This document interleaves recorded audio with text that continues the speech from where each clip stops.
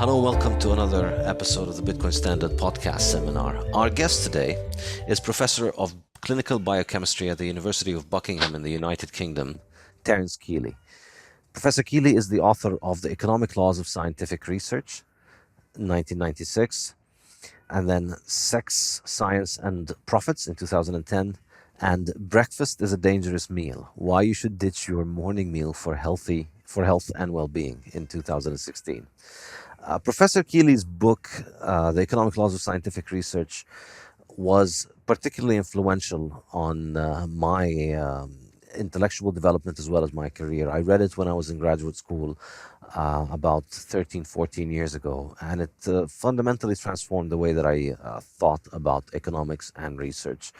And it helped me become more friendly to free market ideas and ideas of how economic systems function without the need for central planning.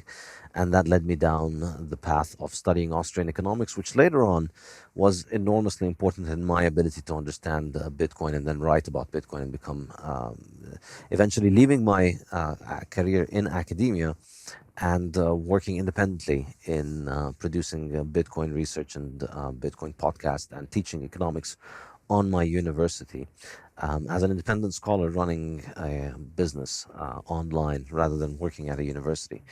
And I think a lot of that was down to what Professor Kealey taught me about the way that scientific research works and the economics of scientific research. So I'm very pleased today to welcome Professor Kealey here.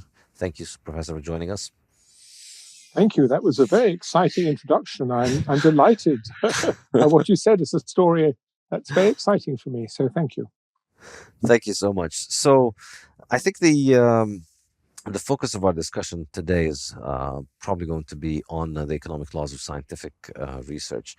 So could you tell us a little bit about that book and what drove you to write it and what are the main arguments of it? Thank you. Well, what drove me to write it was I was a biochemist in Britain working at the bench in the 1980s when Mrs. Thatcher, who was then a very radical prime minister, cut, in a small way, the government funding of science. And she did so because the British government funded more science per capita than any other country in the world. And yet the British economy in the late 70s, early 80s was doing so badly. And so she said, clearly, if the British government is funding more science per GDP per capita than other Western countries, and yet we're falling so far behind, it can't be as important as everybody said. Well, what struck me was the consequences of her cutting, a very modest cutting, by the way, but the British scientific community erupted in rage and very quickly started producing statistics showing how British science was being destroyed by Mrs. Thatcher. But the problem with those arguments is that I was a scientist, both at Oxford and then later at Newcastle. And my experience was in both universities that in Thatcher's time, the pressure to grow was incredible. We were getting more scientists in the lab every year. We were building more labs every year. And we were getting more money every year. And yet at the same time, the scientists both in Oxford and Newcastle were going out saying that British science was collapsing. And when I challenged them, I got a very interesting story. From the Oxford scientists, I was told, you don't understand. Oxford, Cambridge, and London are being protected by Mrs. Thatcher, but the rest of the country is a desert. When I was in Newcastle, they said, you don't understand. For electoral reasons, Mrs. Thatcher is protecting the provinces, but the heart of British science, Oxford, Cambridge, and London, is a desert. And that was the first time I realized that an entire scientific community can just say something that's simply not true. And so then I started to find out what the truth was. And the truth comes down to a very interesting phenomenon, which is very rarely talked about. It's called crowding out. And what that phenomenon means is that when the government funds something, it crowds out its private funding.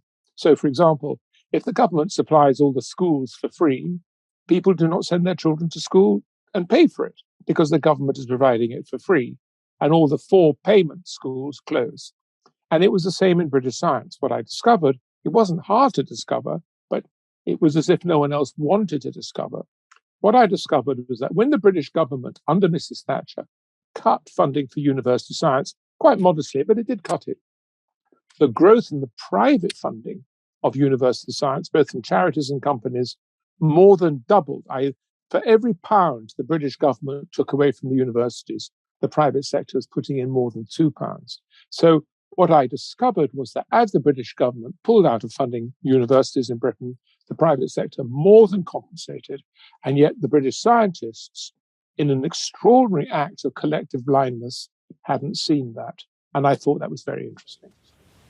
Yeah, I think that's very interesting too. And I'd add, I think the particularly most interesting part, perhaps, of your book is the historical analysis that looks deep into the history of the Industrial Revolution and the nature of government funding of science there. So, one pretty amazing fact, which doesn't get mentioned many places other than in your book, is the fact that Britain was one of the very few places in the world that did not fund science, or specifically one of the places in Europe that did not have public funding for science during the time of the Industrial Revolution. And that doesn't seem to have hampered industrial progress much, has it? Well, it's even more dramatic than that. Let me just show you something. I brought this book just to show you. It's called The Power of Creative Destruction. The prime author is Philippe Aghion, who's a French professor of economics, very distinguished.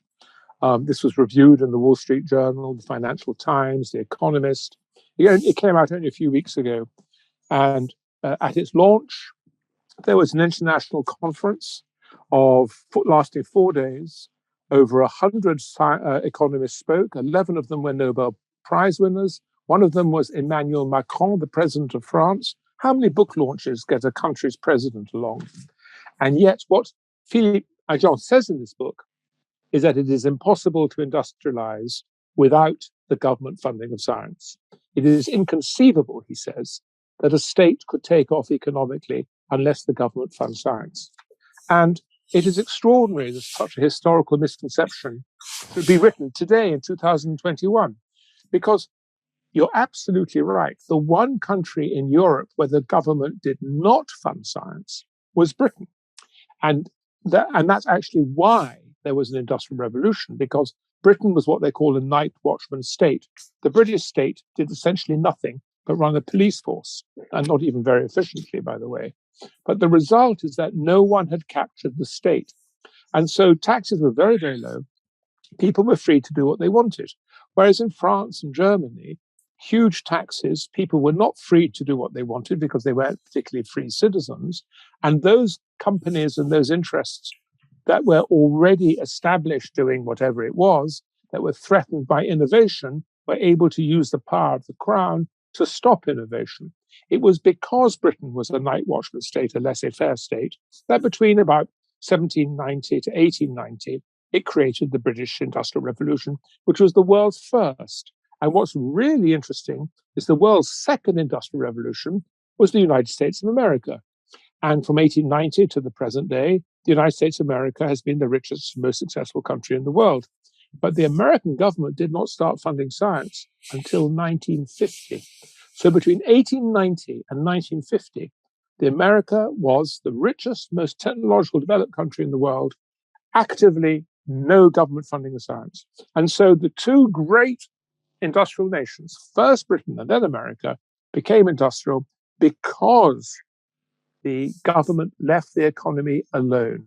And that is the most important lesson that the history teaches. And yet, the major teachers of scientific economics today, to this day, propagate a story that's just incorrect. It is an extraordinary phenomenon.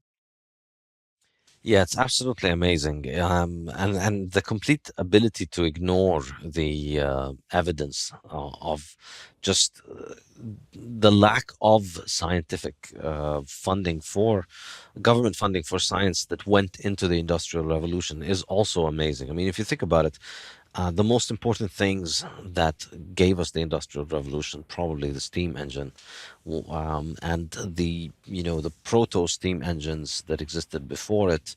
You discussed the evolution of all of these during the Industrial Revolution, and it was people out there in workshops innovating and coming up with more efficient ways of doing things over decades and centuries that gave us the engine. And it wasn't these, we later developed theories to study the thermodynamics involved, but it was not the thermodynamics that gave us the steam engine. Absolutely not. You're absolutely right.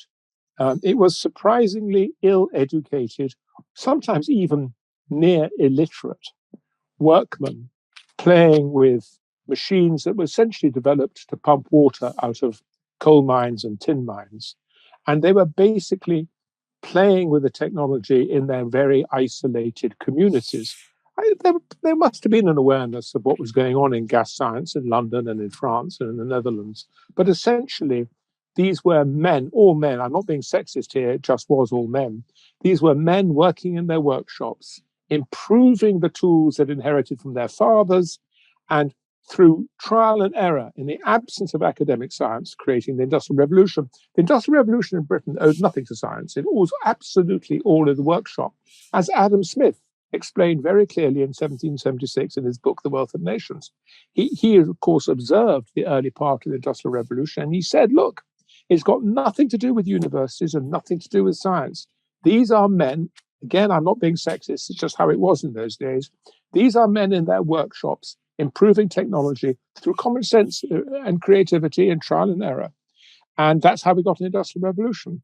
And it is extraordinary that the story is completely forgotten now. But I can tell you why it's forgotten. Would you like me to tell you how the era grew? Please. It all happened, funnily enough, in the United States of America. And the United States of America is the dominant power. Everything that happens in America, the rest of us copy. That's just how the world is. And what happened in America essentially was Sputnik. Before 1957, the American government, there was a small amount of funding from the National Science Foundation, but it wasn't very important. And in any way, it failed. I could go into that, but I'll leave that for one side. There was a small amount of funding, but it was largely nominal. The American government didn't essentially fund science until 1957. But in 1957, the Russians launched Sputnik. And it's very hard to believe, very hard to understand now. But the crisis of terror this caused in America, well, you got to read the literature of the time, but the Americans really believed that Russia was going to destroy them by dropping nuclear bombs on them from space. And then, of course, it wasn't just Sputnik, which was the first artificial satellite. Then the Russians put the first animal into space. It was a dog. Then the Russians put a first human into space, Yuri Gagarin. And the Americans felt that they had lost the space race. And the danger was, as I said, that Russia will destroy America from space. And so America, under John Kennedy, of course, created this huge desire to go to the moon first. But in 1958, and this is the key date, in 1958, before Kennedy, under Eisenhower, in 1958, the Americans produced DARPA, which is Defense Advanced Research Projects Agency, NASA, again, 1958, and also the Defense Education Act. This was pouring government funds into science, which created a problem. And the problem was this. This meant that America was accepting that the Russian-Soviet system seemed to be more efficient than the American free enterprise capitalist system. And that was very difficult for America to accept. And so an organization called RAND, the RAND Corporation, employed two economists, Ken Arrow and Richard Nelson, and basically charged them with inventing an economic model which basically said the free market is best, but it depends on the government funding of science. Only the government funding of science. Other than that, it has to be the free market. And that's what Richard Nelson and Ken Arrow did. But they did it, I'm afraid, in ways that are simply intellectually not acceptable. Economists have two sorts of market. And here, people have to understand something very, very important. Economics is not intuitive. The science of economics is completely alien to normal people. And this makes it very, very difficult for society to judge what economists are saying. So economists believe in two sorts of market. classically competitive market and neoclassically competitive markets. Classically competitive markets are the markets we all understand, the markets that Adam Smith described or David Ricardo. Classical markets are companies competing with each other. But neoclassical markets are the ones that economists invented around 1890, 1900. And it's a very interesting exercise, the neoclassical market.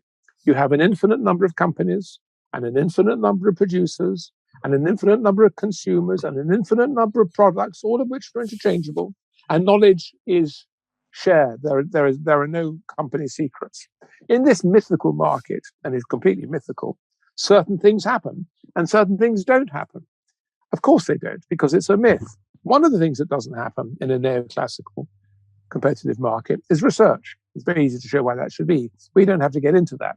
But what Richard Nelson and Ken Arrow said, look, they said, the most competitive market of all is a neoclassically competitive market, where you have all these companies competing with all these consumers. What could be more competitive than a neoclassical market? But research doesn't happen in a neoclassical market. Therefore, governments have to fund it. And because 99.99% of people don't know how to read an economics paper, everyone said, fine. Ken Arrow won a Nobel Prize, by the way. Ken Arrow and Richard Nelson have proved economically that governments have to fund science, because the more competitive the market, the less science happens. It's a total myth. The only people who knew it wasn't true were fellow economists. But they weren't going to explode the myth, because the consequence of the Ken Arrow, Richard Nelson story was that governments poured science at American universities.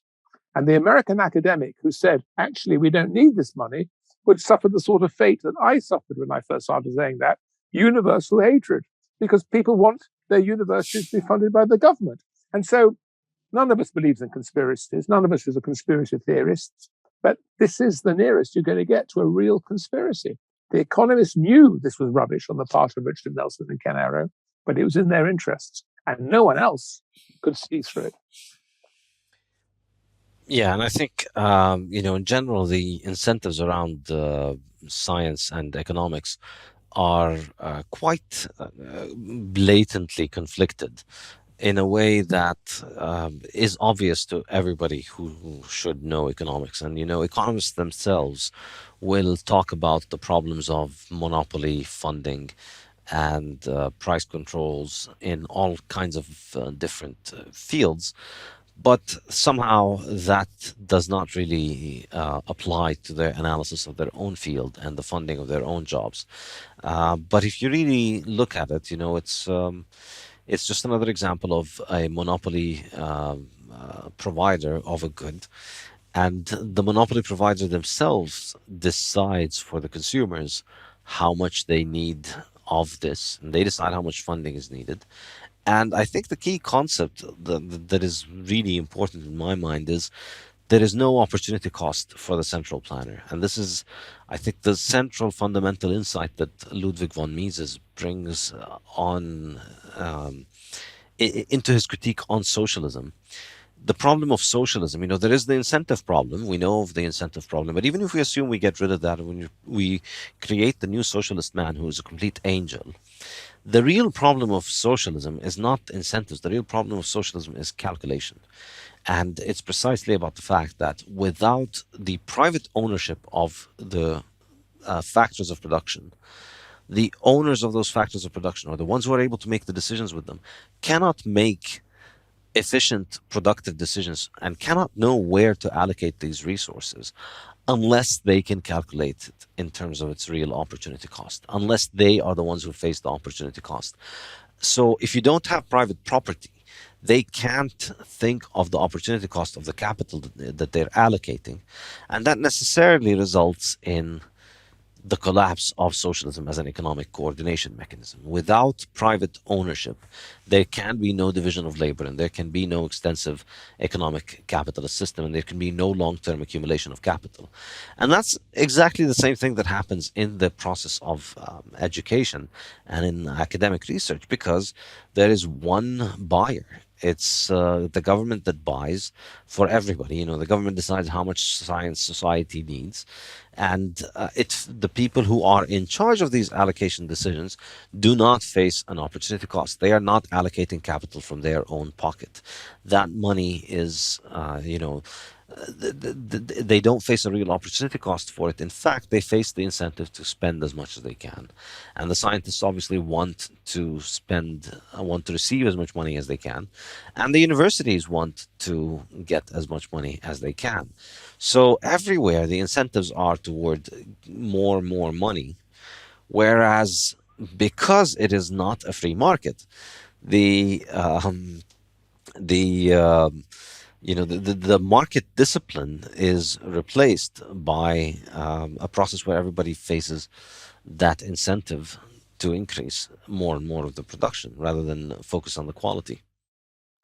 You're so right. And you're so right about von Mises. And of course, he, together with von Hayek, pointed out that under a social system without prices that are a true reflection of the cost of production and without the profit that comes from allocating the resources accurately, then that just builds on the chaos that you've described. Your analysis of von Mises and the free market and socialism is completely correct. It's even worse than you described, though, because for the scientists, they have persuaded all governments, that the money should be distributed by the scientists. And so what happens is the money is given by government to National Science Foundation or National Institutes of Health or the MRC in Britain, and it's the same all over the world. And then the scientists discuss amongst themselves where the money should go. It's complete capture by the producers. It's absolutely brilliant. But every vested interest is aligned. So the government loves giving money to science because the sums of money are relatively small, 1-2% of GDP. Although, if you look at the sums of money, they're not that small. But in exchange for these sums of money, they can go around the politicians pretending to be like Medici, patronizing Galileo. And so, for example, when in 2000 the human genome was sequenced, the person who declared it to the world, standing on a podium with all the television cameras, was President Clinton.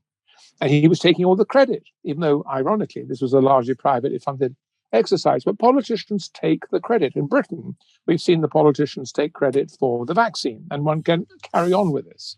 But we can talk about the vaccine separately, perhaps. But the point is, because the vaccine was a private success, by the way. But the point is, although the vaccine was a private success, in England, Boris Johnson was able to take the credit for that. So politicians love funding science. Scientists love the government funding science because they do it on their terms. And funnily enough, industry loves it because industry doesn't understand. Industry thinks it's getting a subsidy for its own science. So that's what it thinks. That's why it supports it. What industry doesn't see is crowding out. The reason government funding of science does not stimulate economic growth, and I'll come on to the empirical evidence in a minute, but the reason it doesn't work is that all the best scientists, if the government funds science the way it does, with the scientists funding each other, all the best scientists into that system, they go to work for the universities. Who wouldn't? Because you're not answerable to taxpayers, you're not answerable to investors, you're not answerable to management, you're just answerable to fellow scientists. And so all the best scientists go to universities, but there aren't that many good scientists. The numbers of great scientists are relatively small. And if all the good scientists are in universities, you don't get the great scientists in industry, which is where you really want them. And so industry starts cutting back on its investment in research because they're not getting a return on that investment, because all the people who could have given them a return are working in the university sector. So all the vested interests are aligned. The net result is slowing rates of economic growth. Yeah, that's fascinating. I think, yeah, ultimately the problem with all government spending ideas is the opportunity cost. It all sounds wonderful when you think, well, they're giving all these scientists money, and the scientists are making all this new science that's going to make our life so much better. But these people, the smart people that are there would, in the absence of this funding, they're smart people. They'll be out there. They'll be doing something useful for somebody. They'll be using their skills in this field in order to produce value for themselves and for others. And so you you would get this kind of scientific experimentation and the learning process and the new inventions that come from it if people were in the market. They don't have to necessarily be financed by the government. In fact, you could arguably say, as we see from the example of the Industrial Revolution, we could say that when they have the market pressure, when they have the market telling them, this kind of pump is good, but if you could run it a little bit faster, it would save us a lot of money. How do we make this faster? Let's look at all of the options. Arguably, that's a better place to be applying the scientific method, perhaps, than university journals.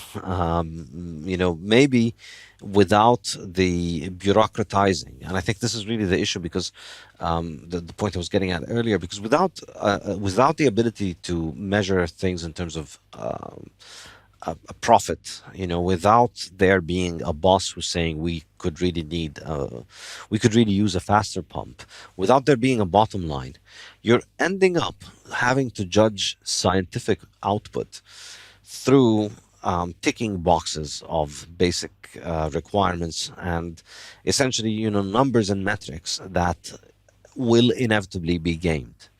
And so, you look at the academic publication industry today, you see it's in order to get a certain job, you need a certain number of articles and a certain number of journals, and there's just an enormous inflation of journals, an enormous inflation of articles, an enormous inflation of titles, but very little actual content in these journals. Very few people read what is actually in academic journals, because it's not really in any sense related to the real world and the real market. It's based on ticking bureaucratic boxes. It's even worse than you suggest. By the way, your analysis is completely correct, but it's even worse than you suggest. I don't know if you know this, but science is going through something called a reproducibility crisis. Have you heard of the reproducibility crisis? Yes. There's a great man. Yeah, great. There's a great man in Stanford called John Ioannidis, and he has shown that half of all published papers are wrong. I mean, it is the most extraordinary statement. The title of his paper is "Half of all published papers are wrong." And it turns out he's absolutely right, that it's worse in some fields than others. Some fields are very soft, epidemiology, nutrition. That's why I wrote the book on breakfast, by the way, as an illustration of how an entire field can be completely wrong. So, on the other hand, my instinct is that pure physics and chemistry, the numbers of false papers is much smaller. So it depends on the field. But nonetheless, if you look at the entire, and of course, there are relatively few scientists in physics, an awful lot of people in nutrition or epidemiology. So if you look at more than half of all papers are wrong. Now, how could this possibly be?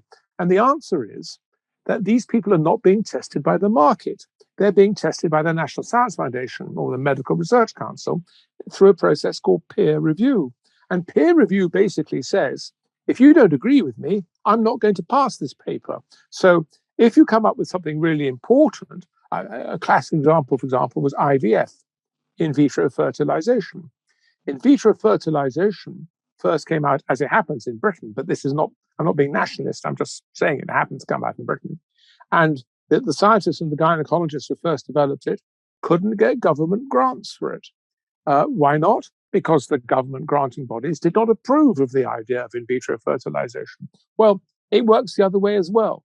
In the field of breakfast, where everybody says breakfast is the most important meal of the day, if you try publishing a paper that says breakfast is bad for you, you try getting a grant that says breakfast is bad for you, and by the way, breakfast is bad for you, then that's for the book, but it's an illustration. Or if you look at fat, everyone has been told for the last 50 years, fat is bad for you, we must all eat carbohydrate. The exact opposite is true. But the point is, if you're not in the market, if you're not being tested, it's technology that keeps science honest. Science has to be tested against reality, which basically means the market. If science, on the other hand, simply is tested by peer review, then if you can satisfy the peer reviewers, your career flourishes.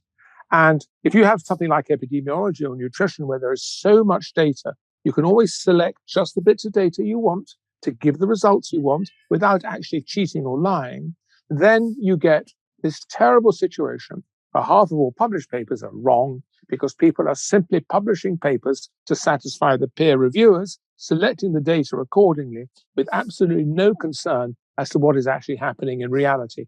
Only markets, because they are tests of reality, or technology. Technology is what happens in markets. And so it's exactly as you describe, but even worse than you describe.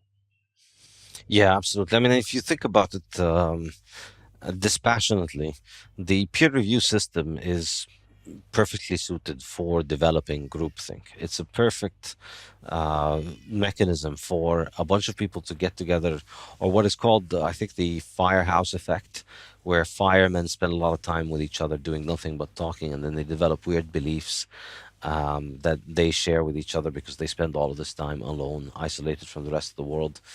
And I think there's an element of that. It's highly likely that if once research has taken one direction in a certain field, such as, for instance, the ridiculous notion that animal fats are bad for you, but industrial waste is good for you, which we've which is a favorite recurring theme on this show, because we've also had Nina Teicholz, who wrote the book The Big Fat Surprise. We've hosted her before and we've discussed this. It's an astonishing story, and it's very easy with statistical papers. There's always a way around it. And in all those fields that rely on statistics, you need to take everything with a bucket of salt, because it's very easy to make papers that achieve whatever result you want. You just run. You're doing statistics, and you can cherry pick the data. You can cherry pick the methods that you want. You can keep running data until you get the result that you want. You're likely to always find spurious correlations that can fit with the narrative and the story that you want to sell. And nutrition has gone completely down that path in a way that is completely devastating. It might be the deadliest mistake on earth. If you think about it, this has killed possibly more people than all the wars of the 20th century combined. Think about how many people die early because of the fact that they think they're looking out for their health by avoiding the traditional animal fats that all their ancestors ate, and instead replacing them with this industrial sludge. Nina is a great, great person. There are three giants in nutrition, and what's extraordinary about the three of them is they're not scientists. All three of them are journalists. Nina was a journalist. Michael Pollan, who talks about the importance of animal or plant products, and the one who discovered all about sugar and also salt. Gary Taubes. Gary Taubes, thank you. Yeah. So Gary Taubes is a journalist, Nina's a journalist, and Michael Pollan. Now, they don't fully agree. Michael Pollan would have us be much more vegetarian, Nina, but all three of them essentially have shown that the established story is completely wrong. And the reason it had to be journalists who broke the news for us is exactly your business of groupthink. There's a very, very, very great man, really a very great man, called Fleck. His first name will come back to me. He was the first scientist who in 1935 showed that scientists work in groups. And he influenced hugely people like Thomas Kuhn or Robert Merson and all the later philosophers of science like Fiat. And he pointed out that scientists work in groups. And the reason they work in groups is that knowledge is tacit. That's to say, knowledge is not explicit. If I produce for you, I know you know an awful lot about Bitcoin. But if I were to give you a piece of paper telling you how to clone a gene, you wouldn't have a clue. Only professionals in the field can clone genes, can read each other's papers.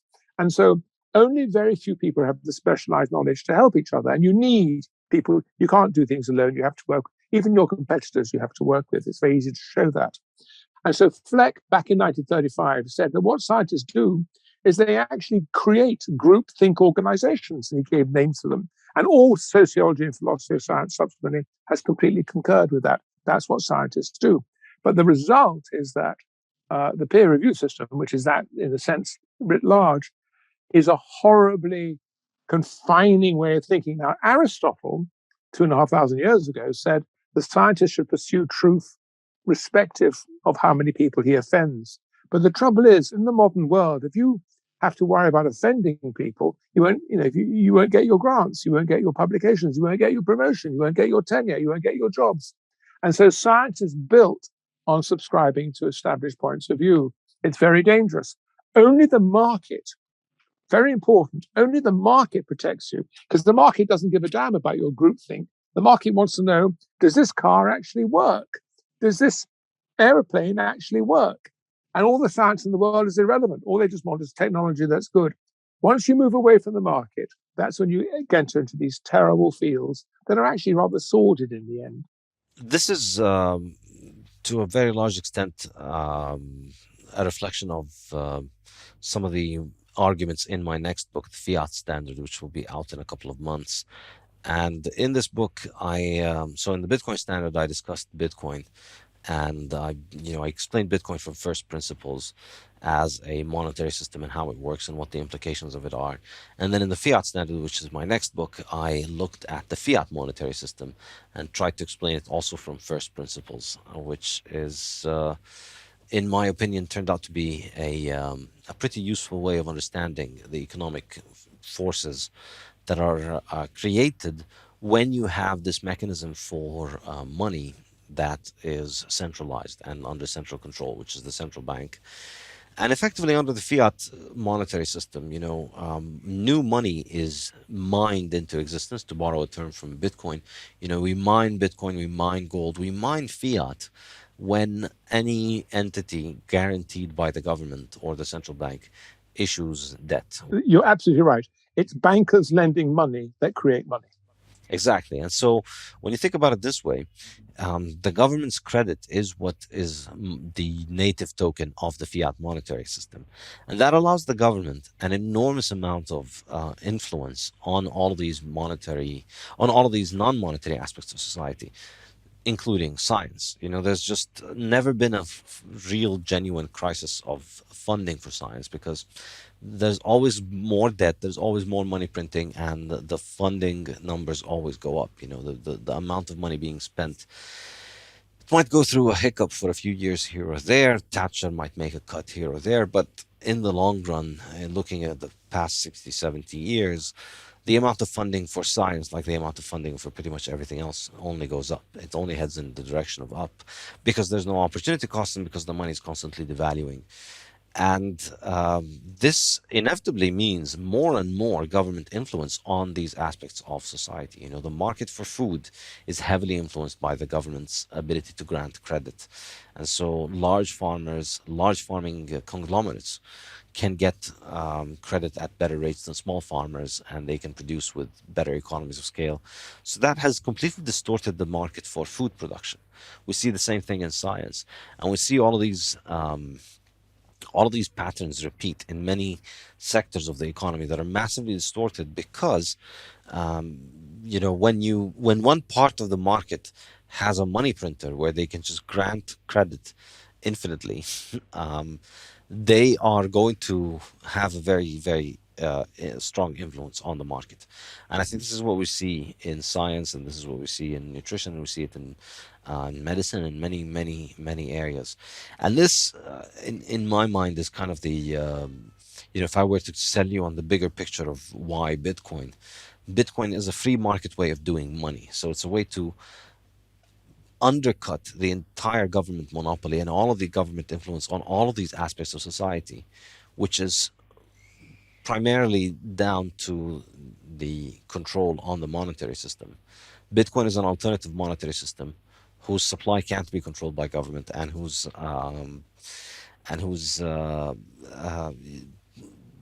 protocol rules are distributed and controlled by the users individually, and which doesn't have a central authority in charge of it. So let me just ask you a question. How, therefore, is the decision made to increase more currency in the Bitcoin system? So there's a schedule that was put for the production of Bitcoin before Bitcoin started to operating, and the network has been basically going by that schedule since then. So Yeah, nobody can really change it. The way it works is every 10 minutes, new block of transactions is mined, and with it, there's a reward of a new amount of Bitcoin that is produced. So, for the first 4 years, it was programmed to do 50 new Bitcoins every 10 minutes. And then after the first 4 years, approximately 4 years, it drops to 25 every 10 minutes. And then 4 years later, it dropped to 12 and a half. And now it's at six and a quarter. So at this point, we've already had about 18.8 million Bitcoins mined. And as time goes on, the daily production declines because it drops by half every 4 years. So we've still got another about 2.1, 2.2 million coins to be mined, roughly over the next century or so. That's very, very interesting. Yeah, so And nobody can make more of it. And you were a very early adopter, were you? Not early enough, unfortunately. But I mean, I heard about it, but I was an academic, and unfortunately, I heard about Bitcoin relatively early, but I had too much of the smart-ass academic attitude of, oh well, here's why it can't work. And so I heard about it early, and I kept watching as it continued to rise. But I always thought, clearly it won't work, and I wasn't very well informed about it. Like basically all Bitcoin critics are generally uninformed about it, and so for a very long time I was a Bitcoin. I mean, to be fair, I wasn't a Bitcoin hater. I wasn't hoping that it would fail. I couldn't see how it could work, and so I wasn't early enough to get in on it. But then later on, I began to really pay attention and start to read it and start to realize, okay, this is very interesting because it's a new invention, and you can think about it as a technological invention rather than a network. It's not Facebook, it's not Amazon, it's not a company with a CEO. It's, I guess, more similar to the steam engine. It's a way of doing money, and it's an idea that just gets around. Anybody in the world can run some software on their computer, in the same way that anybody in the world can make a steam engine in their workshop. So anybody can make Bitcoin. Anybody can join this network, and it's an open network that nobody controls, and it operates through the fact that nobody controls it. And we've seen it over the last 10 years. It's really proven over and over that nobody really is in charge. Just very, very quickly, because I don't want to bore your viewers who will know this, but just for my sake, what sort of academic were you, and where were you an academic? I was a professor of economics at the Lebanese American University. Oh, really? How very Yeah. interesting. Well, so when I talked about classical and neoclassical economics, you knew what I was talking about. Yeah. I'd done a PhD at Columbia University in sustainable development, and before that, I had a master's degree from London School of Economics in development management. So I had studied economics from a mainstream perspective, but then toward the final years, I started reading some Austrians and started reading, things that are not recommended in the syllabus. And so then here I am. Very good. Oh, One delighted to hear that story. one thing led to another, and now I'm in Bitcoin.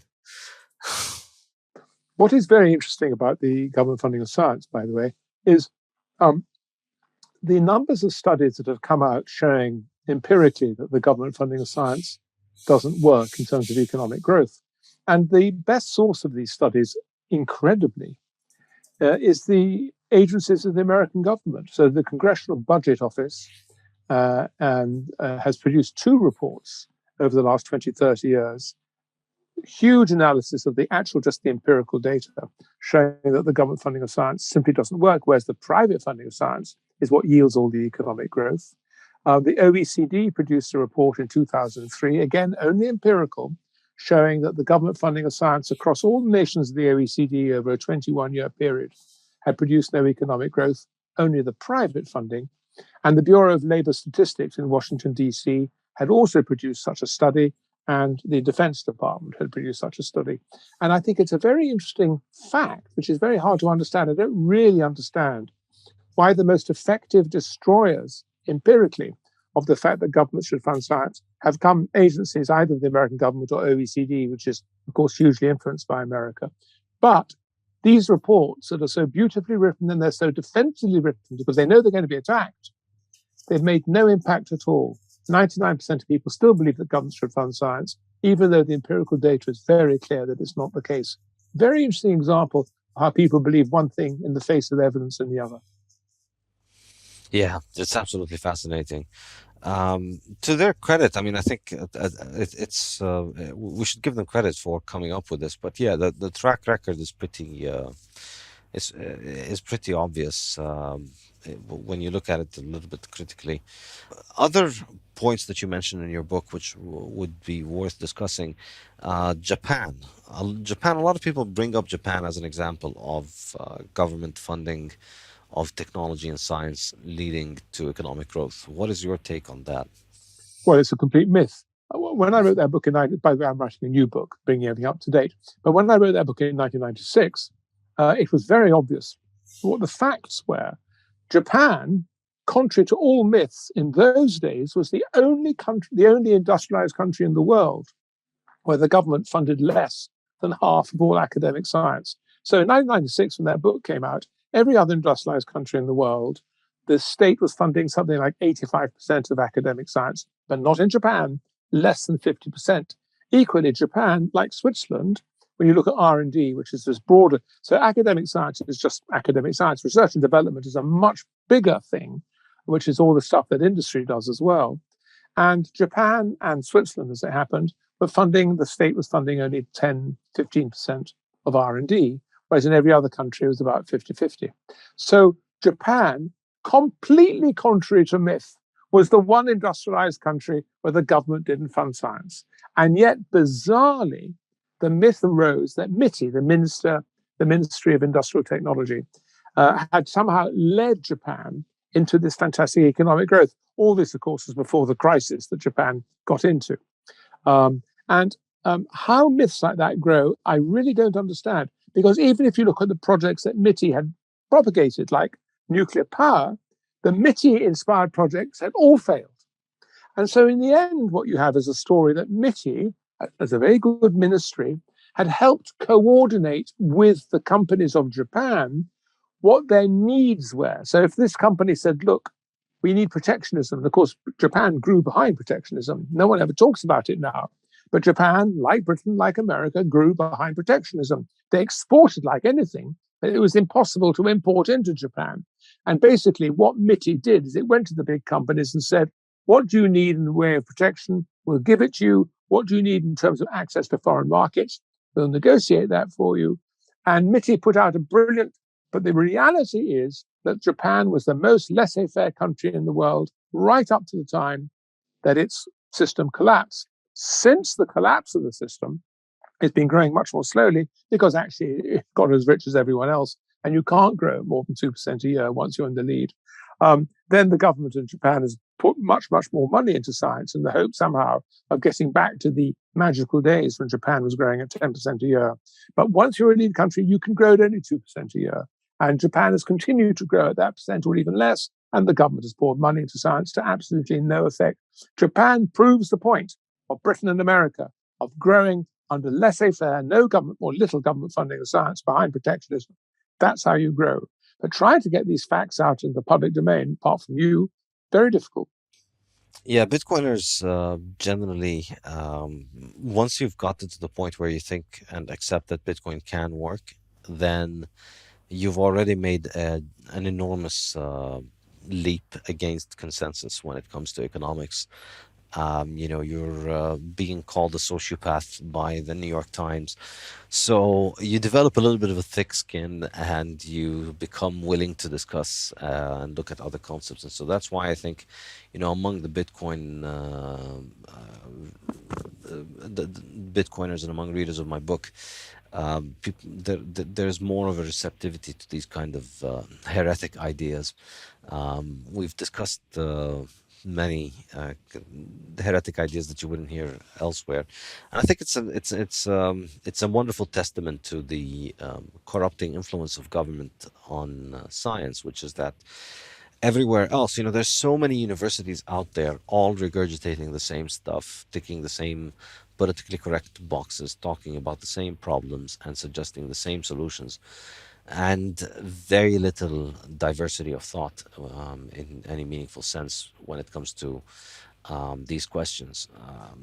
Your university, incidentally, is a private university, Buckingham University.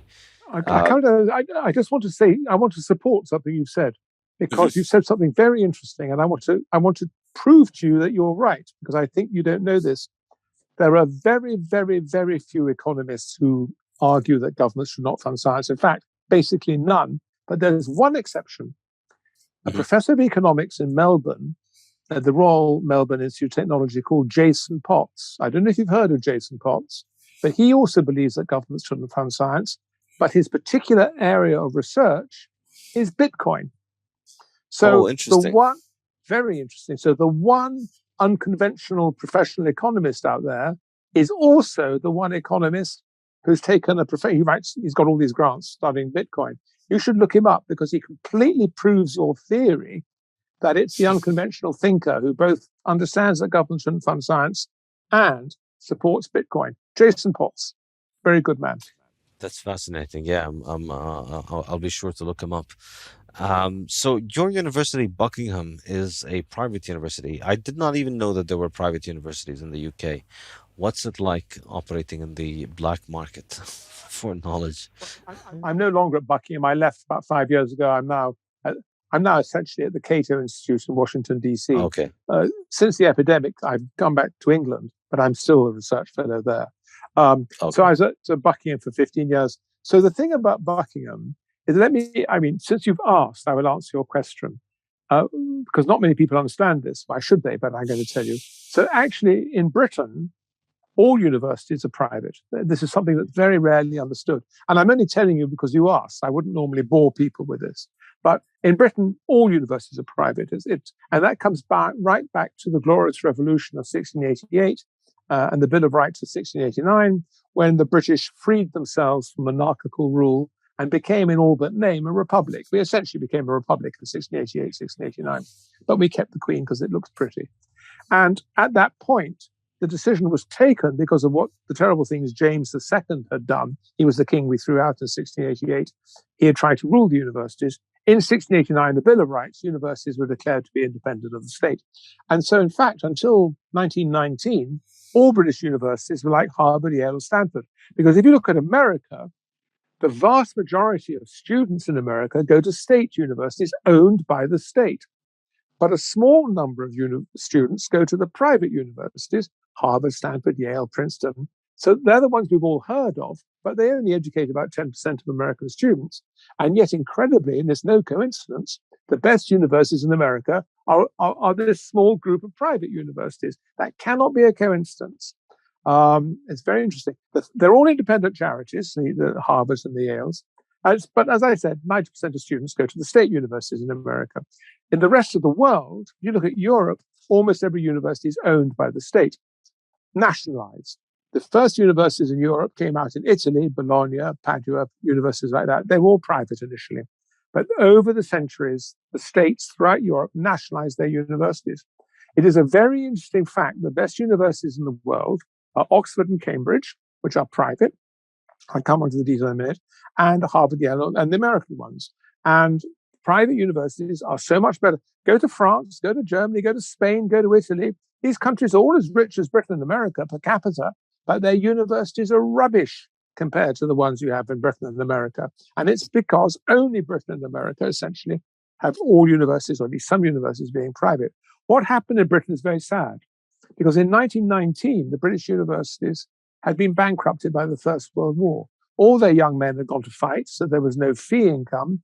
And the inflation, we had no inflation for 100 years, between 1815 and 1914, the end of the Napoleonic Wars, and 1914, 100 years later, the British pound actually increased in value. There was actually, over a century, some slight deflation. That's the gold standard, of course. And then suddenly, and so all the investments were in fixed return, 2.5%, 3%. They had names that we all now remember. But all that was destroyed in the First World War when inflation destroyed the value of the pound, only to lost 75% of its value, down to 25%. So the universities, which were private institutions, lost all their investments and all their fee income. By 1919, every single British university, including Oxford and Cambridge, was trading insolvently, actually. Trading insolvently. Their debts exceeded their assets, and they were in marked deficit on their annual accounts. And so they went to the British government and said, we want money or we're all going to close. And so the British government started giving them money, and then with the money came control. And so by the time Buckingham was created in 1975, the entire British university system behaved as if it was nationalized. All the money came from the state. The research money came from the state. The fee income money came from the state. And the capital money all came from the state. And so they were completely nationalized in spirit. And the result of that was that the universities were particularly totally monolithic in what they taught. The universities taught socialism. Governments have to fund not just universities, but schools, science, transport, housing. The universities were total centers of socialist propaganda because that's just what had served them so well. At least they thought it had. And so Buckingham was created in 1975 to say, we need a university to defend the market. Even to this day, you go to a British university and start talking about the market, and people practically spit at you. And I see you nodding because it's true. And so Buckingham was good. Now, Buckingham has done quite well. It came top for many years. It came top of the National Student Survey of Satisfaction. So year after year, the university was proven to be the university that most satisfied its students. Of course, because they were paying fees. So of course we looked after them. I left, and it's not doing quite so well now. But essentially, it was a brave attempt to show that the private sector, even in Britain, could do a better job than the government, and that was really proved by the fact that it came top, beating Oxford and Cambridge even in the National Student Survey every year. It produced the most satisfied students every year. So Buckingham is an experiment that's worked. As I say, I left 5 years ago, and unfortunately, it hasn't done quite so well in recent years, but I'm sure it'll recover. Yeah, and of course we got to remember the cards are rigged against it because it has to pay taxes, whereas all these other universities are beneficiaries of tax money, or more accurately, inflation money. No, that's not quite true. Buckingham, like all the other British universities, is a charity. It doesn't have to pay taxes, but the other universities get huge shocks of money from the government, and of course that's not open to Buckingham. Yeah. So yeah, the game is a little bit rigged against them, but this is highly fascinating for me because so many things have their origin in 1914, 1919, and in particular the move away from the gold standard. And the fact that you tied this to the university system is absolutely fascinating for me. It's I discussed this to an extent in the Fiat standard. I'm going to see if I'm going to be able to sneak it into the into the draft, since now it's almost on its way to the printers. Maybe I can work in a couple of paragraphs on this point, but I think, yeah, that makes a lot of sense because the currency was being devalued. And there was more than 100% rise in prices over the period of the war. And so obviously everybody there, government, universities like everybody else were facing massive liquidity problems and solvency problems. And when this happens, ironically, and this is the terrible thing about monetary manipulation, is that it's the one market wherein the more the government messes up, the more power the government tends to get, because it ruins everybody else financially and ruins their ability to remain financially independent. But its own printing press continues to be the only savior available for others. So that's why, hyperinflation ends up really weakening societies and centralizing them. Yeah, I think we're still suffering from that First World War, actually.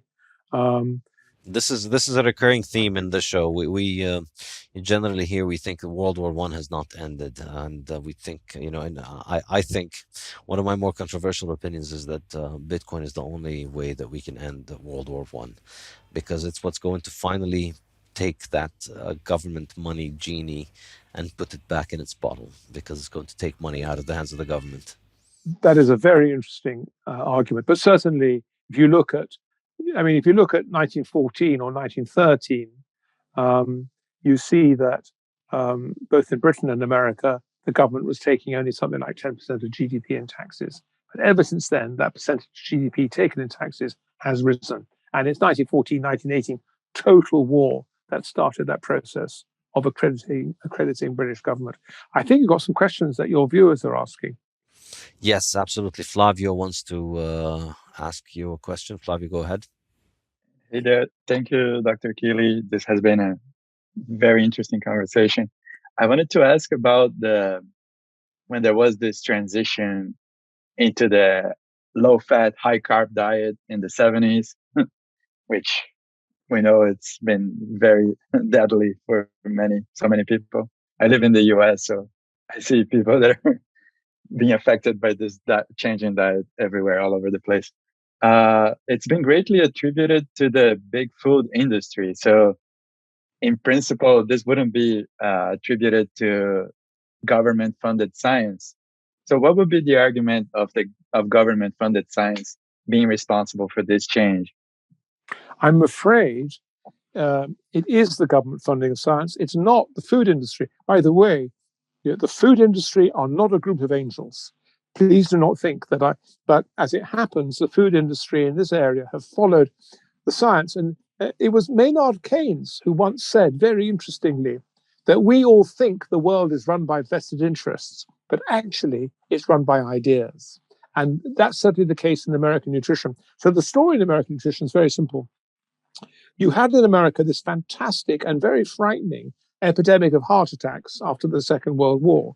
And there was a time when something like a quarter of all deaths in America were heart attacks. Eisenhower had a heart attack. He didn't die from it, but it was a real epidemic and no one understood where it came from. We now know it's largely cigarettes, largely, not exclusively cigarettes, but it was also the increase of nutrition in a population that had previously been relatively malnourished, or at any rate, not overnourished. So we do know that if you have people who in their youth eat moderately and then at some point are given a great deal of food, that tends to give you heart attacks. Whereas if people have always eaten too much and you continue eating too much, funny enough, it's not so dangerous. But cigarettes are probably the worst thing of all.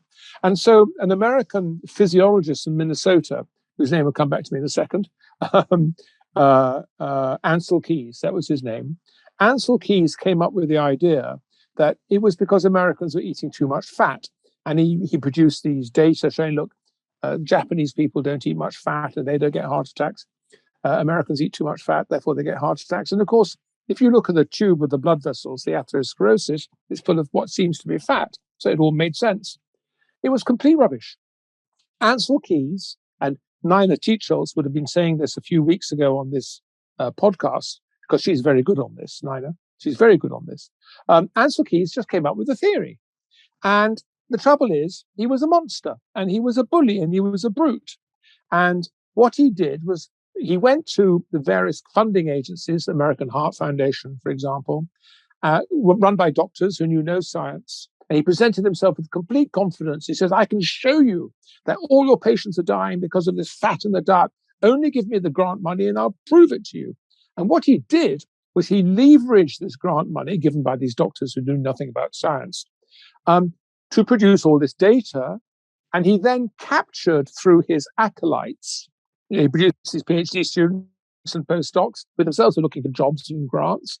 And so he having captured the grant-giving body of the American Heart, he then captured the grant-giving bodies of the National Institute of Health, and he then captured the grant-giving bodies of the NSF until it became impossible in America to publish a paper, to get a grant, or to get promotion, unless you selected your data to show that fat kills you and carbohydrate saves your life.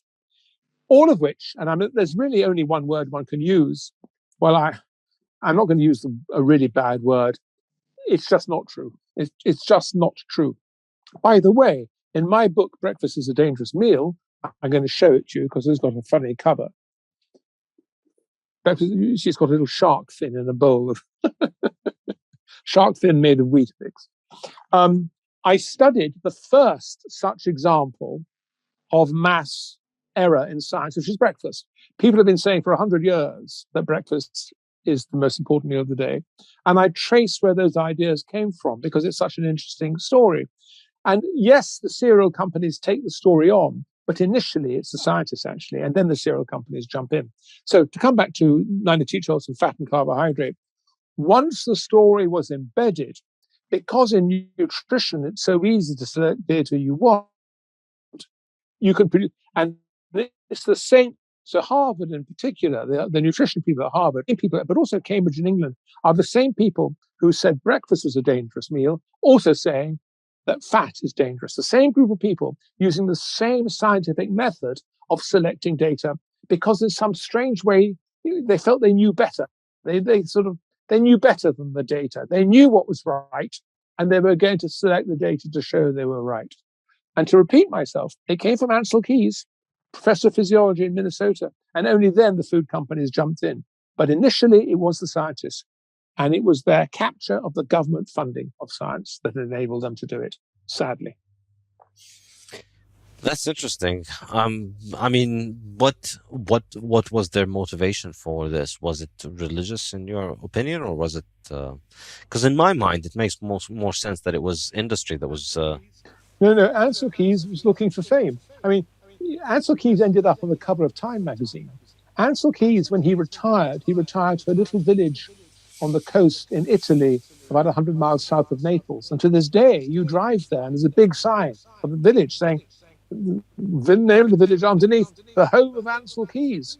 Ansel Keys became famous. He was the man who saved the world from the terrible problem of heart attacks. He was a man who discovered what was a good diet and what was a bad diet. And he destroyed those scientists who knew that he was wrong. He destroyed their careers. In my book and in Nina Tichol's book, we tell similar stories. We chronicle, both of us, the scientists whose careers he crushed. And he crushed them by making it impossible for them to get grants. And then, such a wicked thing, one or two of these scientists, particularly in Britain, got money from industry because that was the only source of money they could get for their research. And Ansel Keys turned around and said, look, they're getting money from industry. They're prostitutes. You know you can't trust them. So they couldn't win. No, Ansel Keys wanted fame. Most scientists want fame. And it's a very honorable thing to want, in an Aristotelian sense. You want to show that you've done good work and you want to be a man who is respected and credible. But Ansel Keys had that, I'm afraid, to a pathological extent. And for him, it worked. He became one of the most famous scientists in the world. As I said, how many scientists find their names in the front cover of Time magazine? Yeah, fascinating. Shikin has another question for you. Do you want to go ahead? Hey, thanks, Saif. So I wanted to talk a bit about basic sciences.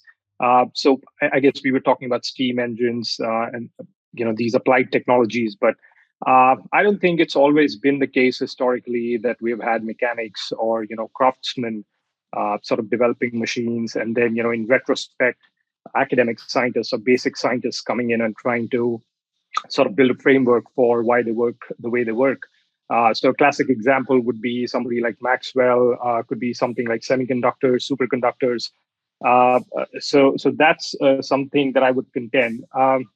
But more than that, I think you mentioned something very interesting that almost no economists argue for, a private funding of basic science. And, I guess the reason is that they just don't realize that historically, private organizations and patronage has played a great role in funding that. And, as you talk about that in your book, that often, private investments have exceeded government investments in this. So I often hear from my scientific friends, and I'm coming from a physics background specifically. So I hear a lot about experiments like the LHC. I hear about the Hubble telescope and all these giant telescopes that are being built, and clearly they have given us a lot of new insight and knowledge into the physical world. And they always sort of ask, how do you think this would have happened if it were not for the state funding? And of course, after having read your book and going down this rabbit hole, I realized that there are always opportunity costs that they don't account for. And there are always, parallel mechanisms through which many of these developments could have come about. So what I wanted you to sort of share your views on is, if in a parallel universe we had the 20th century without the massive state funding of basic sciences, what would have that looked like?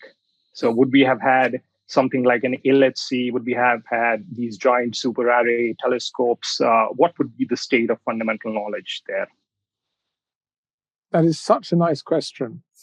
I think it would be pretty similar, but it would look different.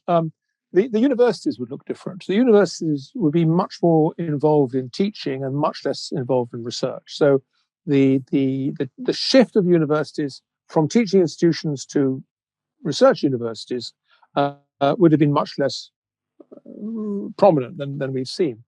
On the other hand, we would certainly see more research taking place, basic science taking place in industry, and also, as you have described so well, by philanthropists. So you talk about astronomy.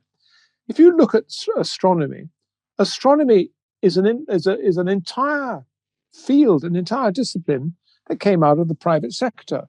For example, radio astronomy was actually a byproduct of Bell Labs. It was the Bell Labs who discovered that radio waves were coming from the stars. It wasn't government funding or anything like that. In fact, Bell Labs won a Nobel Prize for it. And if you look at the great optical telescopes of the 19th century, and indeed the early 20th century in California, again, all these telescopes are being funded privately. So, the discovery of galaxies was a privately funded discovery made by a man in Ireland who had the then world's greatest telescope. And he was a very rich man, and he funded telescopes. In fact, trying to get rich people not to fund telescopes becomes a bit of a problem. It's like rich people going up to space today. Once people become rich, and in a capitalist country people do become rich, then they like to spend their money on these sort of prestige projects. Would we have CERN? I suspect we wouldn't have CERN, and I suspect we wouldn't have the Hubble telescope, at least not quite with the expense that they have currently engaged in. However, I once did a calculation, and I asked myself, look at the huge amount of money that the Gates Foundation has. The Gates Foundation could easily have paid for CERN if it had wanted to. So we do have private funders who could have paid for what are essentially vanity projects. I mean, CERN is not going to advance the wealth of the people of the world. It might in 300 years' time, though I'd be surprised. But CERN, like the Hubble telescope, is about science purely for its own sake. Now, we have decided as a nation, or nations, that we're going to fund that out of the taxpayer.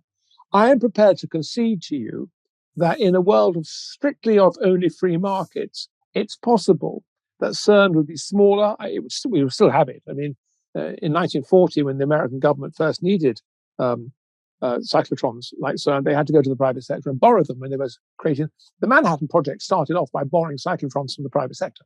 So we would still have these things, but they would possibly be smaller. I don't know.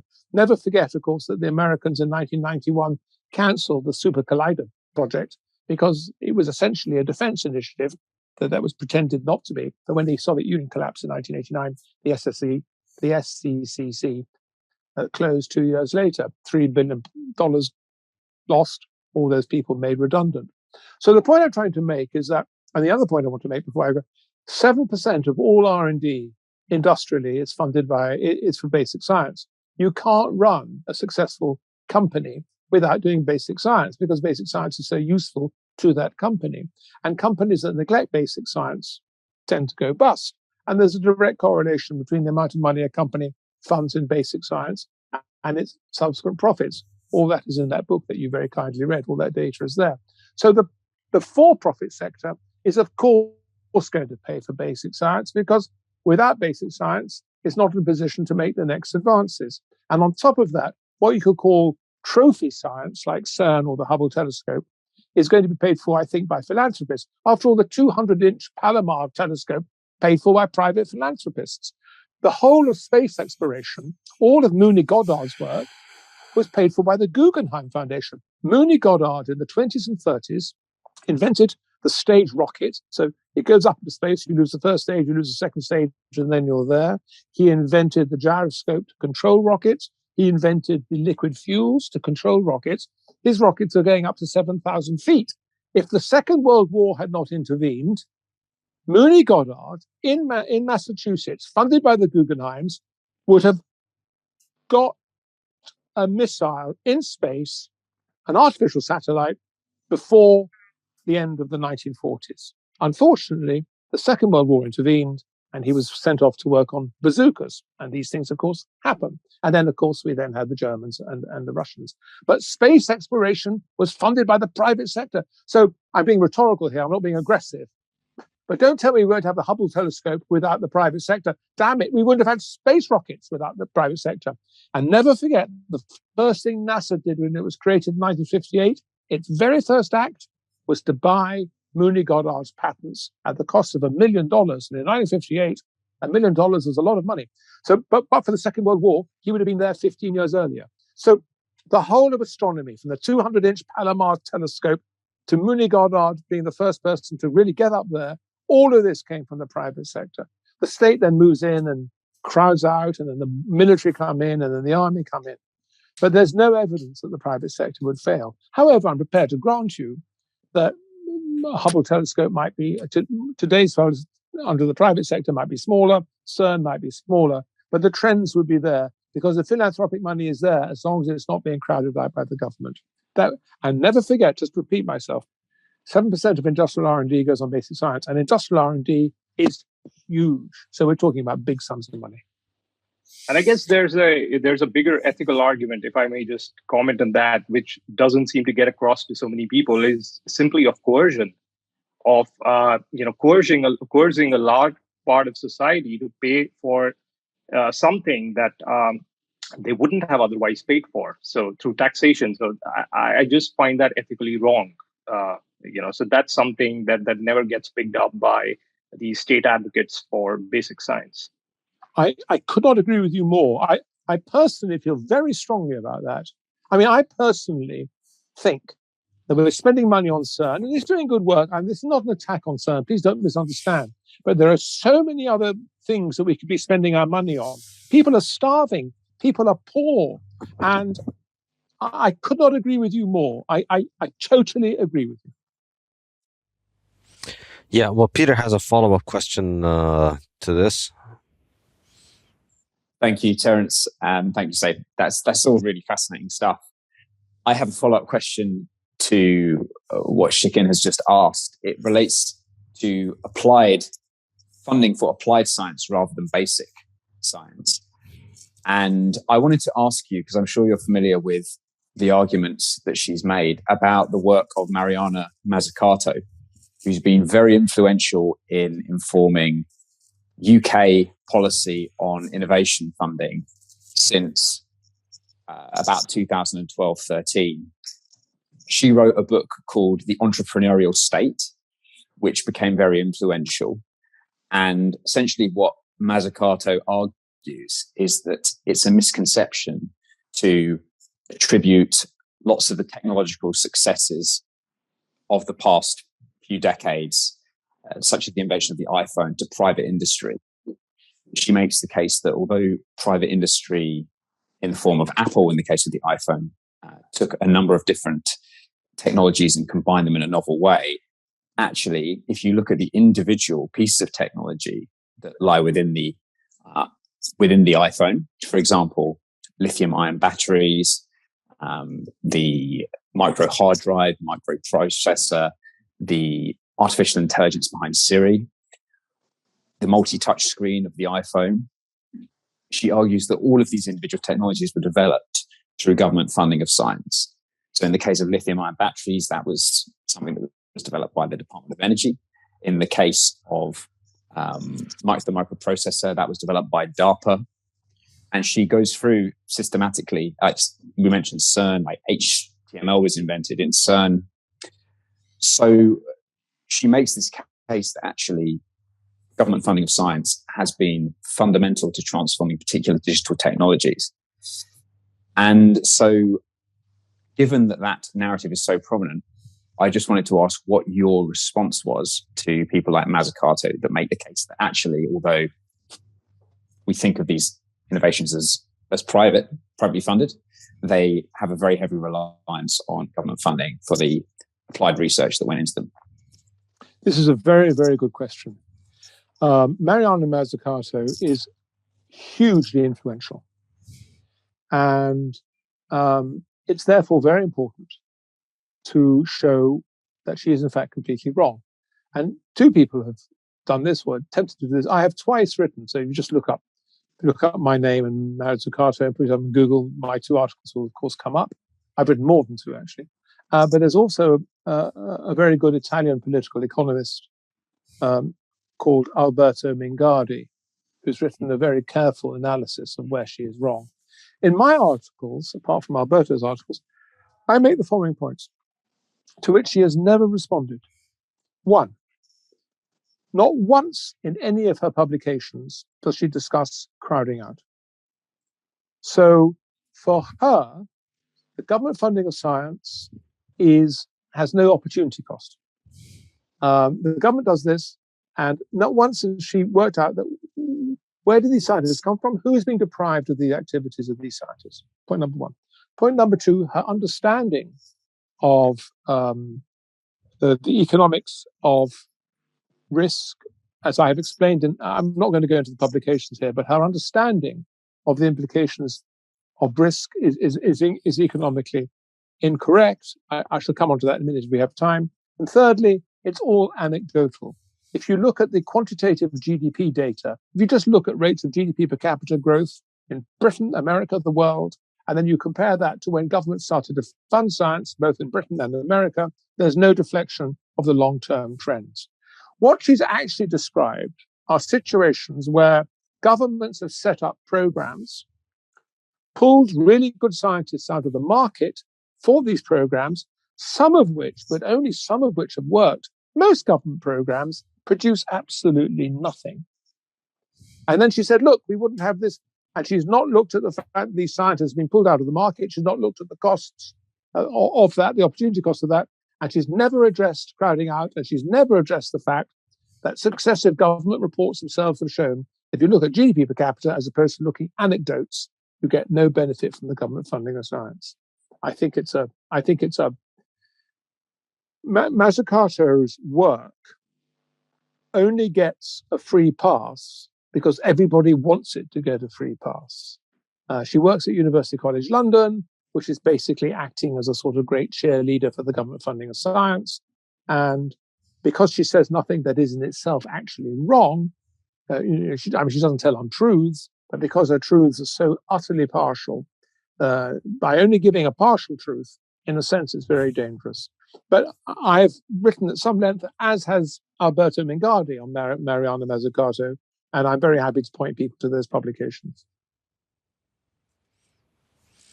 Yeah, I agree with you entirely on this. I think her entire case rests on the idea of not examining opportunity costs. Peter, you wanted to follow up?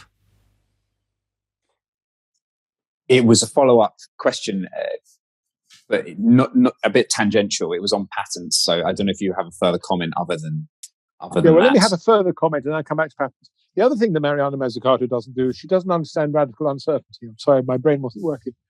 She says that the reason the private sector doesn't fund in science is because of radical uncertainty. You're uncertain, you don't know what the profit's going to be. So it's exactly the other way around.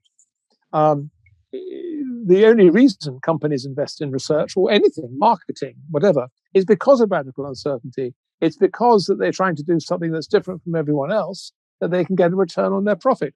The reason people invest in projects is because radical uncertainty means that that's where the profit is. If there's no uncertainty, you don't invest in it because it's a neoclassical, perfectly competitive market. I think she's got that completely wrong. But please talk to me about patents, because I have very strong views on patents, and I'm happy to bore you all with them. Yes, please go ahead. Unfortunately, I unfortunately I have to leave at this point, but I'll join you in a couple of minutes. Peter can continue moderating this, but I do want to hear your take on patents. They're a scam. They should be abolished.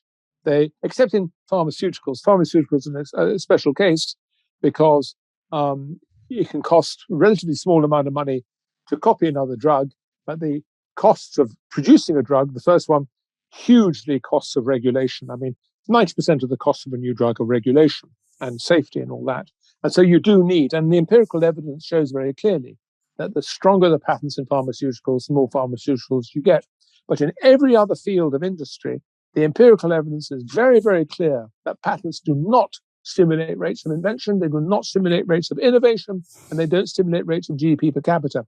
They make certain companies rich, but the price of patents is absolutely terrible. Patents are a form of securing a monopoly. That's what they're about. And therefore, they enable companies to make excessive profit. I mean, people like Bill Gates are absurdly rich because of his exploitation of IPR, intellectual property rights. What we actually want is competition. We want companies to enjoy first mover advantage. So you make a discovery, you can benefit from it for a time, but then what you want is other companies coming in and competing with you and catching up. So then you have to do more research to compete with the people who are competing with you. And the whole point of patents is to try to stop that process from happening. Let me give you an example, the most interesting example, I think. In 1903, the Wright brothers in America invented the airplane. They invented not just the way they did the wings, but also the propeller and all sorts of things. The Wright brothers invented the airplane.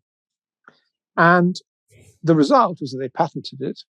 And every time someone else tried to fly an airplane in America without paying the Wright brothers a license fee, and they didn't pay license fees in America for complicated reasons, which I'm very happy to talk about. But for now, let me just tell you the facts. The Wright brothers sued them in court and won. So when America went to war in 1917, the American army, because the Air Force was part of the army, the American army didn't have any airplanes. The British, the French, the Germans, the Italians, they all fantastic numbers of airplanes.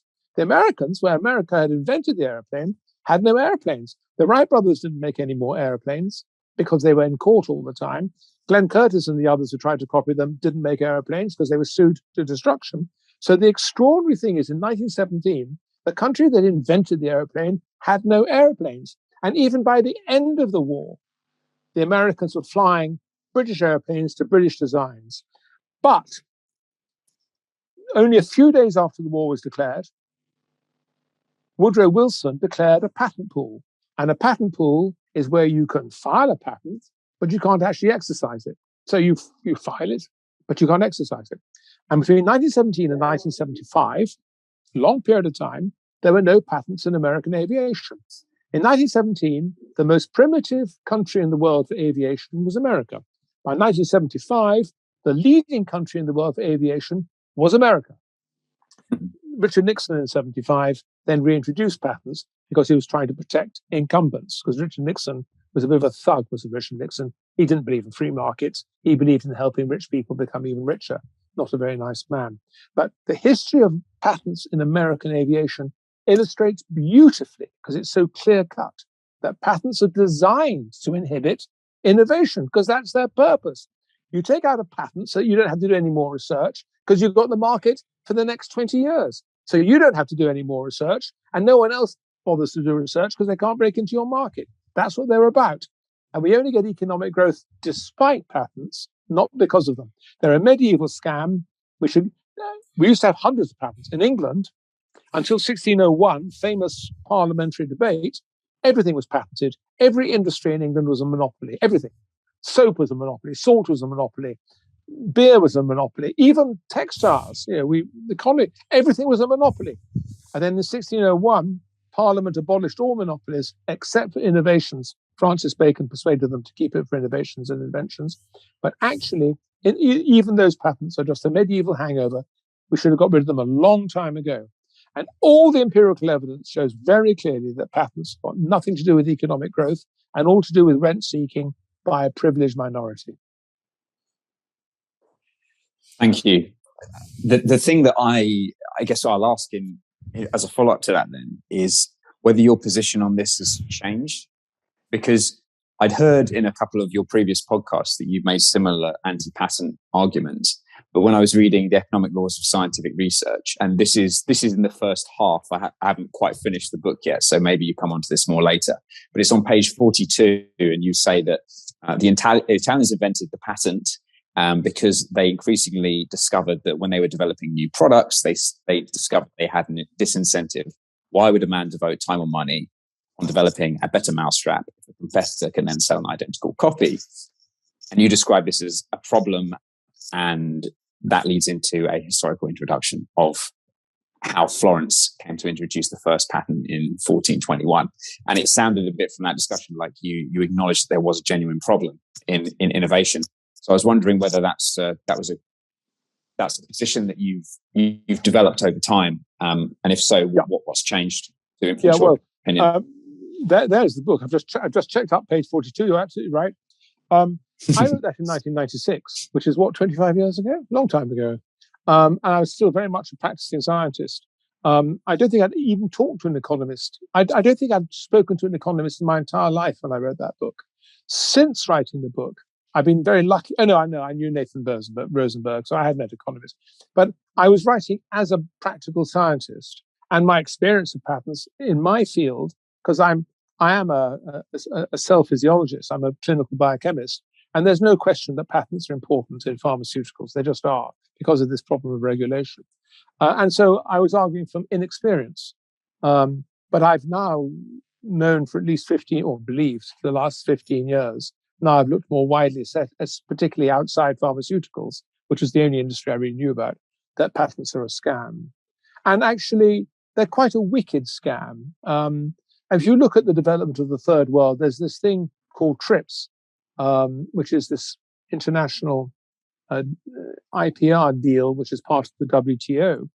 And under TRIPS, basically all patents have to be recognized so that poor countries can no longer do what Japan, say, did, which is behind protectionist barriers, copy.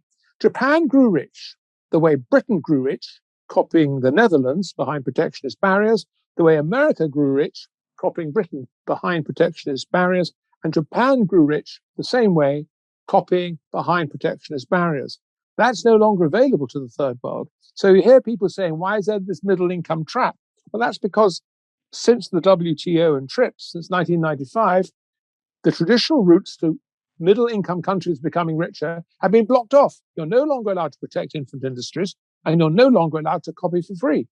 All that you're allowed to do, if you're a third world country trying to get richer, is to use cheap labor to undercut Western markets through cheap labor, and of course, export labor in the form of immigrants.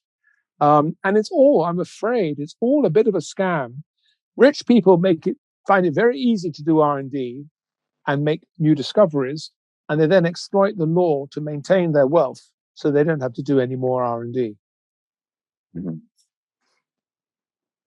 I'd be interested to get Saif's take on that, because I'd imagine, I think for most of us in this group, the idea that protectionism was something that contributed to the success of the countries like Britain and America would sit fairly uncomfortably with our understanding of the economics of that situation. Before Saif answers, let me just invoke two important people, Schumpeter and Keynes. Both Schumpeter and Keynes said the same thing. Schumpeter particularly is very, very interesting. Schumpeter said, look, if you actually look at the history of America, he wrote this in a very famous paper published in 1941. It's easy to come across. He's looking at the growth of America. He said, look, America absolutely confirms the strength of the List. List was the German economist, Alexander Hamilton. We've all heard of him. And List learned from Alexander Hamilton the Alexander story of protecting infant industries. And Schumpeter absolutely was opposed to globalization in that area, because he said the historical record is very clear, as I've just described, of copying other people behind protectionist barriers. And it's worked historically successively. This sits very badly in with the ideology of libertarianism. And my friends at the Cato Institute glare at me and growl when I say these things. But the empirical facts are very clearly there. And the reason it's important to recognize those empirical facts is that economic growth does not come actually from competitive or comparative advantage. We all hear about these things, and we all worship Adam Smith, and we all worship David Ricardo. And of course, those give you efficiency advantages, and they give you one-off static advantages. Of course they do. But economic growth comes from replacing vellum with paper, from replacing horses with motor cars. And that doesn't come from comparative or comparative advantage. That comes from R&D and innovation and the spread of ideas. And funnily enough, those things are not dependent upon the free movement of goods, capital, services, or people. They're dependent on the free movement of ideas. That's all you need. You capture the odd, like Traitor Slater, who moved to America with the textile industry factory in his head. And the Japanese, of course, allow in a few products to copy them. But if you understand that economic growth is not about competitive and comparative advantage, economic growth is about innovation and the spread of ideas and copying other people's ideas, then you start to look at the world in a very, very different way. And that's what my next book is about. It's called, somewhere yet, I've written the first draft, but it's not ready to go yet, but it's called something like Economic Growth the First 1,000 Years, in which I point out that unlike Schumpeter and Keynes, both of whom understood this, by the way, we have been sold a neoliberal story of competitive and comparative advantage that's very, very convenient for the rich of the first world, but actually ain't so good for the rest. So I think Saif is back, and just to recap, Saif, I was just discussing with Terence. Terence was making the argument that part of the economic success of Britain, the Netherlands, and the US, and Japan was due to their protectionist barriers. And I was saying that for many in this group, that idea won't sit particularly comfortably with the way that we have analysed those economic phenomena in past discussions. So I was asking what your thoughts would be in response to that notion that protectionism was a positive force for the early economic development of countries like Britain and the US. I'm skeptical. I mean, it's at the risk of challenging Professor Kealey and getting my ass kicked. I'm gonna say I think if you look at the sure that there were some elements of protectionism, but I'd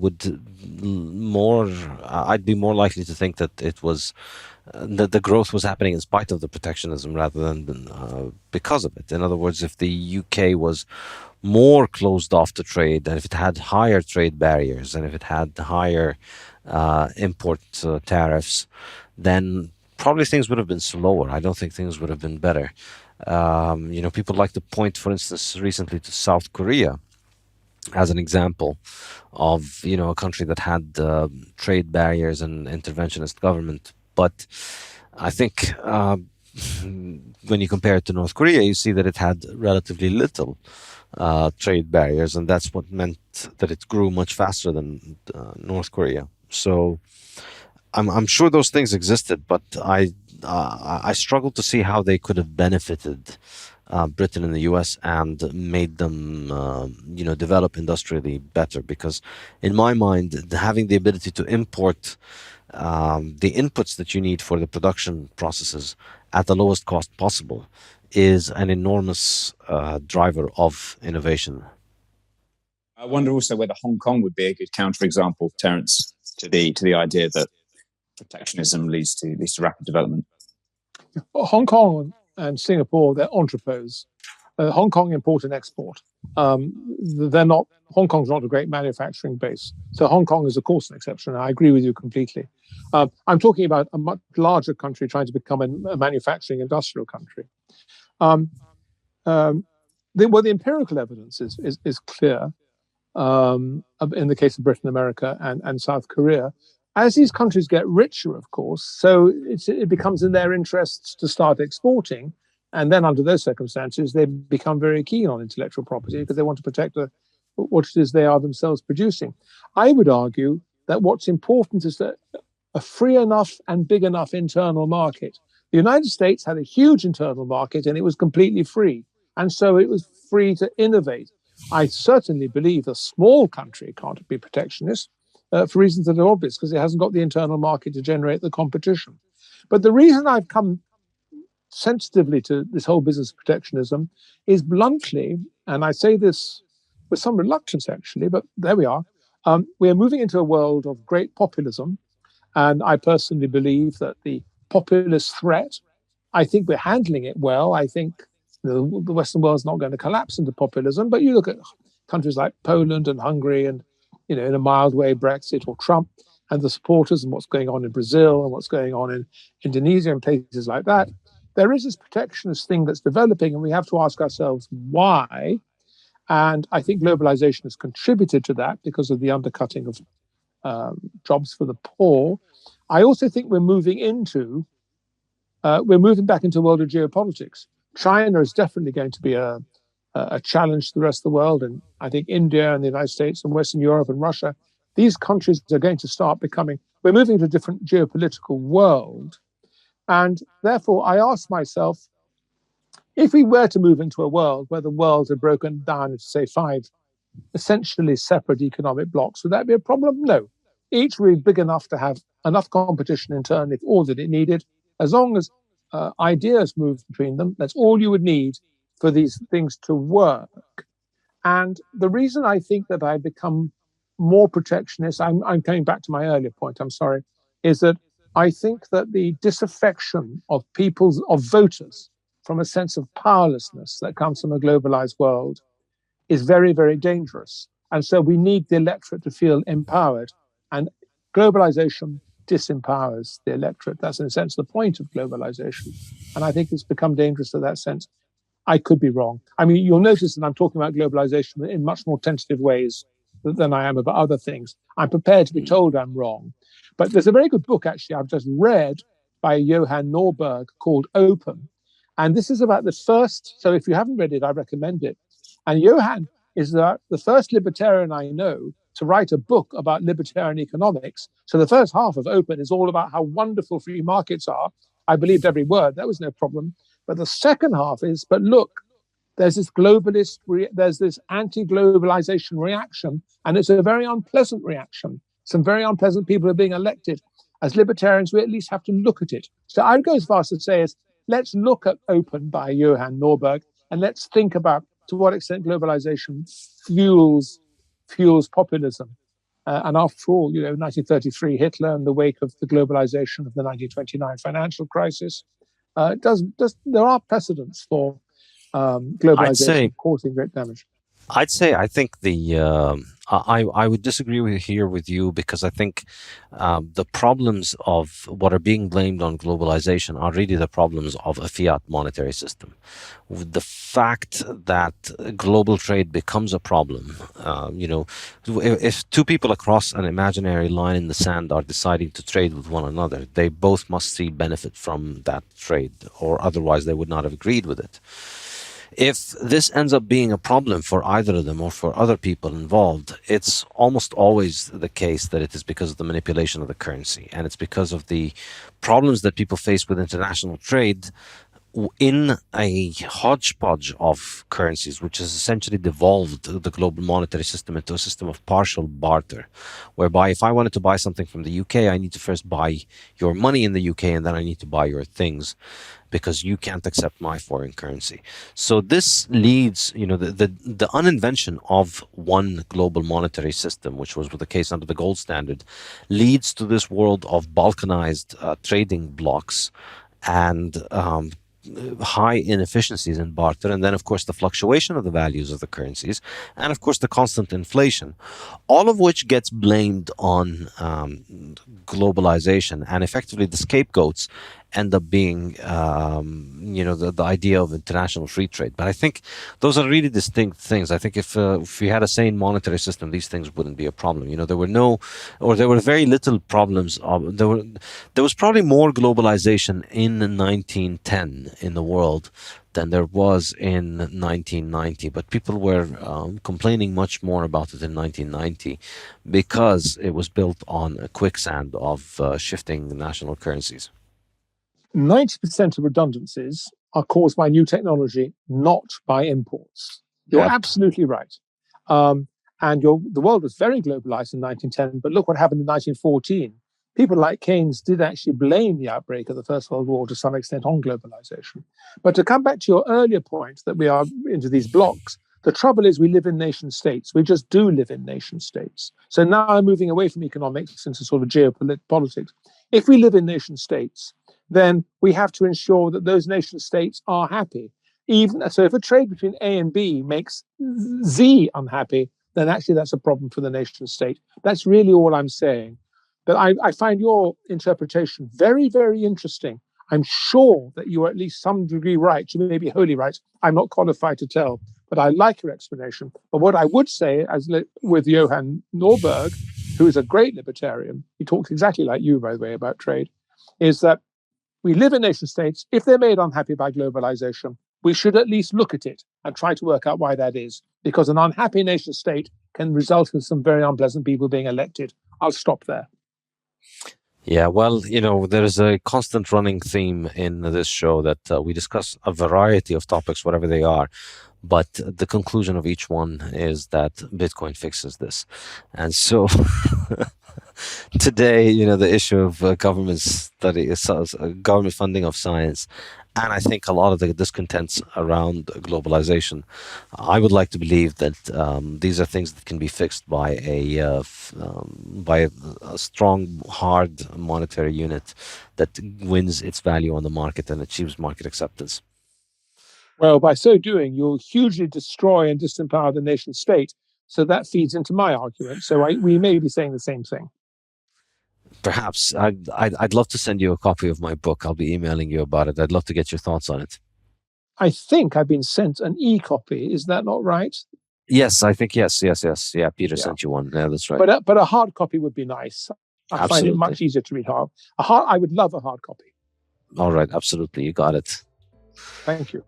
All right. Thank you very much, Professor Kealey, for joining us. Cheers. It's been a real pleasure. Thank you. Bye.